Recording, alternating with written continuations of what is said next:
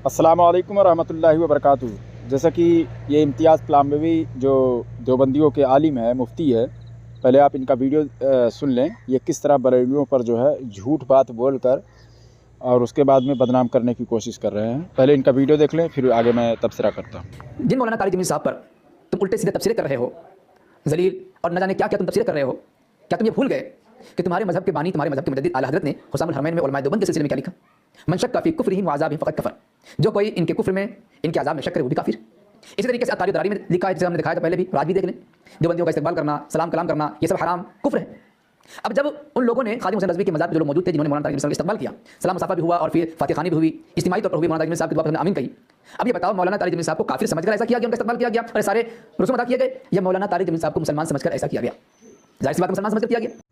जैसा कि आपने वीडियो देख लिया इनका, ये जनाब कह रहे हैं कि जिन पर तुम तनकीद कर रहे हो, यानी जो तारिक जमील जनाब इनके हैं, कि जो कब्र पर फातिहा अपने बच्चे के लिए पक्की कब्र और तरह तरह का इन्होंने फूल चढ़ाया, जो इनके यहाँ जो शिर्क है, बिदात है, उस काम को तारिक जमील ने किया। तो यहाँ से जो है अहले सुन्नत व जमात की तरफ से जो है, जिनको बरेलवी कहा जाता है, उनकी तरफ से सवाल इन पर किया जा रहा है कि भाई हम करें तो हम बिदाती और मुशरिक हो जाते हैं, लेकिन आपके आलिम ऐसा कर रहे हैं तो फिर इन पर क्यों नहीं वो हुक्म लगता है? तो इसका जवाब ही नहीं दे रहे हैं उलमाए देवबंद। समझ रहे हो? इसको टाल मटोल करके इधर उधर बातों को ही टाल देते हैं और बार बार हमारी तरफ से ये पूछा जा रहा है कि इन पर भी कोई हुक्म सुनाओ। अब ये कहते हैं कि जिन उलमाए देवबंद पर तुम तनकीद करते हो, तुम्हारे आला हज़रत फ़ाज़िल बरेलवी रहमतुल्लाह अलैह ने क्या फ़तवा दिया है कि मन शक्का फ़ी कुफ्रिही व अज़ाबिही फ़क़द कफ़र। तो इन जनाब ने किस तरह से बात को घुमा दिया कि आला हज़रत फ़ाज़िल बरेलवी रहमतुल्लाह अलैह ने फ़तवा दिया है, हालांकि ऐसा नहीं है। 36 उलमाए कराम ने, जो अरब के उलमा थे, उन्होंने दिया है। बाद में आला हज़रत फ़ाज़िल बरेलवी रहमतुल्लाह अलैह ने दिया है। आला हज़रत फ़ाज़िल बरेलवी रहमतुल्लाह अलैह को जब देना होता तो उलमाए हरम के पास नहीं जाते, पहले वहाँ के उलमा ने दिया है, फिर बाद में आला हज़रत ने दिया है। लगभग 500 के करीब जो है फिर हिंदुस्तान के उलमा ने दिया है, लेकिन उनमें से किसी का नाम ये लोग नहीं लेते हैं, ताकि लोगों को लगे यार एक ही शख्स हैं जिन्होंने फ़तवा दिया है उलमाए देवबंद पर। अब याद रखिए, यहाँ पर भी ये शख्स जो है वो धोखा दे रहा है। किस तरह कि उलमाए देवबंद के बारे में लिखा है आला हज़रत फ़ाज़िल बरेलवी रहमतुल्लाह अलैह ने कि मन शक्का फ़ी कुफ्रिही व अज़ाबिही फ़क़द कफ़र। अब इन्होंने क्या मुराद ले लिया कि जितने भी उलमाए देवबंद है सबके ताल्लुक़ से लिख दिया। अरे नहीं जनाब, ये शख्स झूठ बोल रहा है, ये मुनाफिक पक्का है। समझ गए? और आला हज़रत ने क्या लिखा? 5 उलमा के ताल्लुक़ से, जो इनके अकाबिर हैं, उनके ताल्लुक़ से ये है कि मन शक्का फ़ी कुफ्रिही व अज़ाबिही फ़क़द कफ़र। क्योंकि इस पर जितने भी उलमा को उस दौर में, जितने लोगों के इल्म में ये बात था, सब ने गालिबन फ़तवा दिया। तो इस पर तो इजमा हो चला था। तो फिर इस पर ये चीज़ जो सिर्फ आला हज़रत ने नहीं लिखा, सब ने यही लिखा। तो अब ये जनाब का आला हज़रत को आला हज़रत फ़ाज़िल बरेलवी रहमतुल्लाह अलैह को बदनाम करने के लिए, बरेलवियों को बदनाम करने के लिए सिर्फ़ और सिर्फ आला हज़रत का नाम लेते हैं। क्यों लेते हैं जनाब? हुसामुल हरमैन क्या है? ये फ़तवा की किताब है, जो तमाम उलमा ने दिया है, उसी को इकट्ठा करके उसको किताब की शक्ल में कर दिया गया है, बस वही चीज़ है। तो याद रहे कि ये लोग ना उलमाए हरम का नाम लेते हैं, ना हिंदुस्तान के उलमा का नाम लेते हैं, सिर्फ़ एक मसलक के जो अकाबिर हैं उन्हीं का नाम लेते हैं, ताकि लोगों को लगे यार बरेलवी के एक आलिम ने लगता है लगा दिया फ़तवा, शायद उनसे गलती हो गई है। अरे नहीं जनाब, पूरे हिंदुस्तान के उलमा ने दिया था। समझ गए? और ये जो धोखा दे रहे हैं कि ये बताना चाह रहा है कि जो उलमाए देवबंद है उनके बारे में क्या लिखा है, यानी आवाम सुनने वाली को लगे कि आज के भी जो उलमाए देवबंद है उन पर भी मन शक्का फ़ी कुफ्रिही व अज़ाबिही फ़क़द कफ़र कहा गया है। ऐसा नहीं है। वो 5 अकाबिर जो इनके हैं, जो बड़े मुजरिम हैं। अब दूसरी बात ये कह रहे हैं कि जो उलमाए देवबंद हैं उनकी ताज़ीम करना क्या है कि हराम है, नाजायज़ है, कुफ्र भी इन्होंने कह दिया है। तो कहाँ लिखा हुआ है कुफ्र है? कि उलमाए देवबंद की ताज़ीम करना जो है वो कुफ्र है। हाँ, हराम तो है, कुफ्र कहाँ है? और कुफ्र कब है ये भी वजाहत करना चाहिए। तो इन्होंने किया नहीं, और उसके बाद में तबसरा कर दिया और कहा कि खादिम हुसैन रज़वी साहब के पास में कब्र पर जब क्या नाम से तारिक जमील आए तो लोगों ने इस्तकबाल किया, और उसके बाद में क्या समझ कर किया? काफिर समझकर या मुसलमान समझकर? जाहिर सी बात है मुसलमान समझकर, अपने मर्ज़ी से। जाहिर सी बात है कि मुसलमान समझकर, जाहिर सी बात है कि मुसलमान समझकर फिर तो उनको अपना इमाम बना लेना चाहिए। आदमी जो मुसलमान समझेगा उसको तो अपना इमाम बना लेगा। एक आलिम को, बड़े लेवल के आलिम को जब कोई मुसलमान समझेगा तो उसको अपना इमाम बनाएगा कि नहीं बनाएगा। तो आवाम वहाँ पर जो मज़ार में थे वहाँ पर लब्बैक या रसूलल्लाह के नारे भी लगाए गए। वो भी लगाए गए, क्यों लगाए गए कि यहाँ पर हम यही सदा बुलंद करेंगे जो तुम शिर्क कहते हो जिसको, ये उनको उसको दिखाने के लिए वहाँ पर लब्बैक या रसूलल्लाह का नारा भी लगाया गया। और ये आदमी किस तरह से बातों को घुमा रहा है।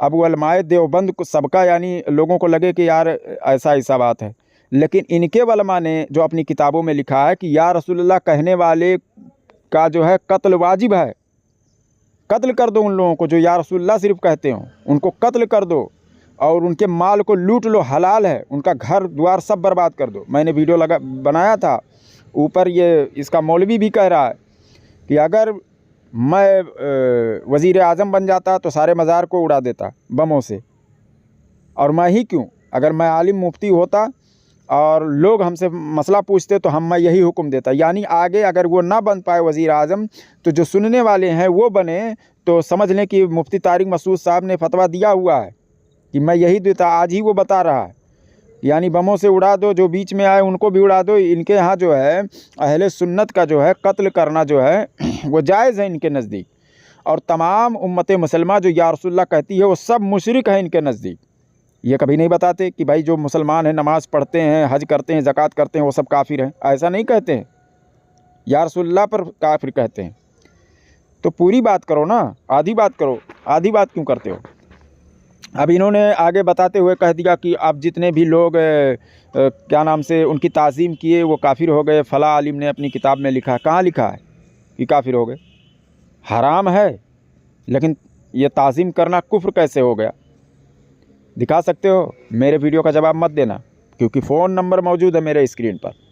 जो भी तुमको बात कहना होगा हमसे डायरेक्ट बात कर लेना, ठीक है ना। वो ऑडियो नेट पर डाल देना अगर औकात है। ये बार बार शख्स कहता है कि देखो बरेली मज़हब को लात मारो और देवबंद में आ जाओ, देवबंद में आ जाओ, ऐसे बुज़दिल बनने के लिए, बेगैरत बनने के लिए।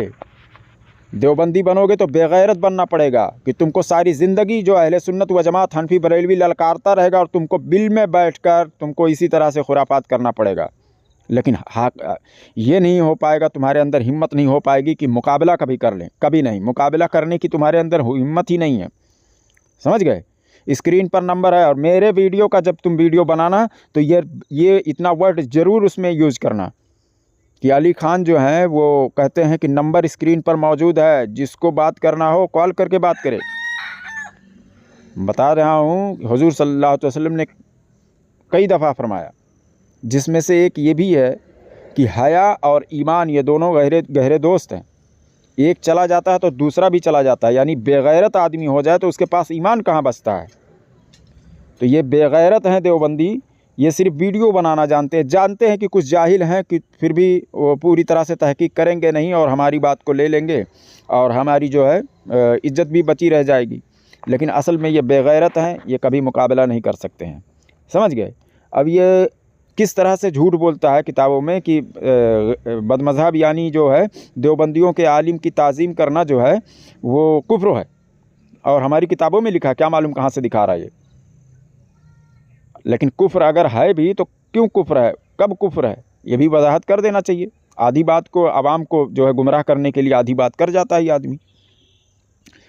तो मैं तुम्हें चैलेंज करता हूँ कि मेरे स्क्रीन पर भी नंबर मौजूद है, मैं भी तुम्हारे पास वीडियो भेजता हूँ और देखते भी हो तुम, तुम्हारा वीडियो भी मैं लगाता हूँ, तुम्हारे लोग भी मुझे सुनते हैं, तुम्हारा नंबर भी मेरे पास है, और ये मैं वीडियो तुम्हारे पास मतलब व्हाट्सएप पर भी भेज देता हूँ, देख भी लेना।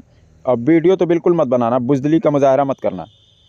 अगर वाकई में तुम हक हो तो हक यार, तुम भागते क्यों हो, तुम्हारे पास हर चीज़ का दलील है ना, तो फिर क्यों भाग रहे हो। वो दलील पेश कर देना जब मैं आपसे बात करूँगा तो, समझ रहे हो ना। दलील भी है और बुज़दिल भी हो, ऐसा कैसा हो सकता है, ये तो नामुमकिन सा है।